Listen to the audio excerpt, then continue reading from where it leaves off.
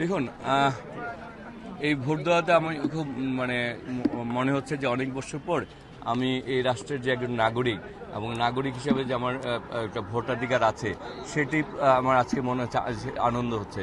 আবার সাথে সাথে আমার যে এই ভোটের অধিকারের জন্য, গণতান্ত্রিক অধিকারের জন্য আমি এই দীর্ঘ রাজনৈতিক জীবনে বিগত দিন আন্দোলন সময় আমার হাজার হাজার সহযোদ্ধাকে হারিয়েছি। অনেক সহযোদ্ধাই থানার যেমন ছাত্রদল অনেকে এখনো গুম রয়েছে, অনেকে পঙ্গুত্ব বরণ করেছে। জুলাই আগস্টে গণ অভ্যুত্থানে ছাত্র জনতা তারা শহীদ হয়েছেন। তারপর শরীফ ওসমান হাদিকে হত্যা করা হয়েছে। তাদের কথা মনে হচ্ছে আজকে মনে হচ্ছে যে আমি এই ভোটাধিকার প্রয়োগের মাধ্যমে তাদের প্রতি আমি সম্মান জানাতে পেরেছি। হাবিব ভাই, পরিবেশটা যেমন দেখলেন সকাল থেকে একটা পরিবেশ, সারাদিন যে একটা পরিবেশ যে থাকবে, অনেক সময় দেখা যায় বিগত ভোটগুলোতে যেরকম ছিল, দিন যত যায় তত পরিবেশ খারাপ হয়।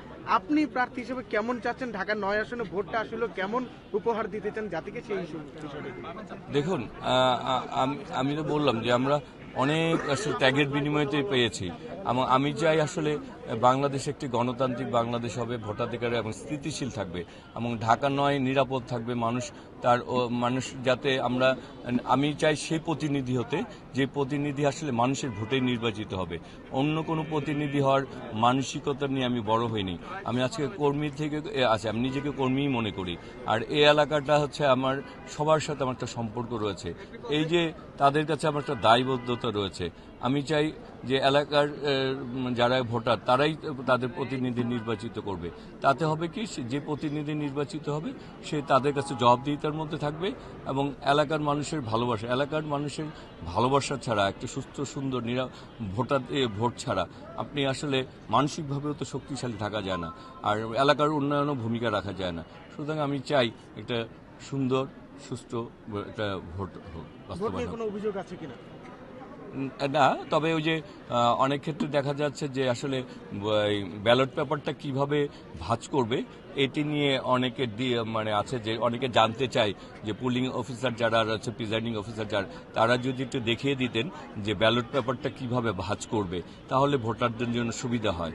অনেকে আসলে জানেন না যে ব্যালট পেপারটা কিভাবে ভাঁজ করতে হয়। সুতরাং আমি বলবো যে আসলে সরকারি যারা দায়িত্বে রয়েছেন, পুলিং অফিসার, প্রিজাইডিং অফিসার, তারা যাতে এটি একটু ভোটারদেরকে দেখিয়ে দেন, যাতে ভোটগুলি, কারণ অনেক ত্যাগের বিনিময়ে তো ভোট, একটা ভোট যাতে নষ্ট না হয়। কেন হাবিবুর রশিদ, গণভোট প্রথমবারের মতো হচ্ছে, গণভোট নিয়ে অনেক ধরনের বিভ্রান্তি আছে, একটু অজ্ঞতাও আছে, প্রার্থীদেরকে আপনারা কতটা তৈরি করেছেন?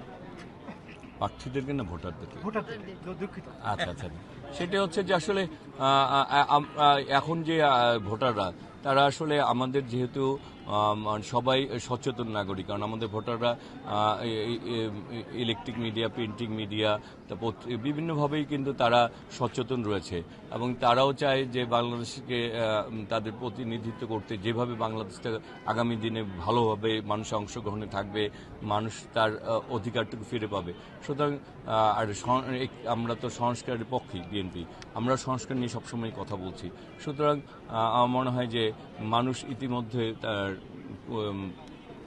সিদ্ধান্ত নিয়েই রেখেছে যে সে কোন সিদ্ধান্তে যাবে, সে আগামী দিন বাংলাদেশ কিভাবে গড়তে চায়, সেই সিদ্ধান্ত আমার মনে নিয়েই মানুষ কেন্দ্রে আসছে। না, বিষয়টা হচ্ছে দুইটা ব্যালট তো আসলে কোনোদিন কেউ দেয়নি বাংলাদেশে।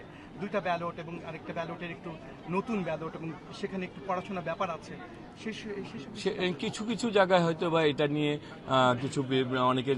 কিছু জায়গায়, কিন্তু বেশিরভাগ ক্ষেত্রেই মানুষ মনে হয় যে দুইটি ব্যালটের ব্যাপারে জানেন এবং হা না ভোটার ব্যাপারে মানুষ মনে হয় জানেন। কিছু কিছু ক্ষেত্রে হয়তো বা কিছুটা সমস্যা দেখা দিতে পারে, বেশিরভাগ ক্ষেত্রেই জয়ের ব্যাপারে আপনি কতটুকু আশাবাদী?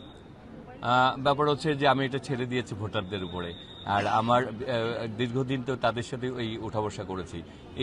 এই যে আমি যে বাসাটায় থাকি, এই বাসাটাই তো আমি প্রায় 54 বছর যাবত এই বাসাটাই থাকি। এই এলাকার প্রতিটা অলিতে গলিতে 38 বছর যাবত বিচরণ করি। সুতরাং ভোটারদের উপরে ছেড়ে দিয়েছি যে তারাই নির্ধারণ করবেন যে আগামী, ভোটাররা ভোট দিলে ইনশাল্লাহ বিজয়ী হব। ভোটের তো এখনো বেশ কয়েক ঘন্টা বাকি আছে, আপনি আপনার ভোটারদের উদ্দেশ্যে যদি কিছু বলেন।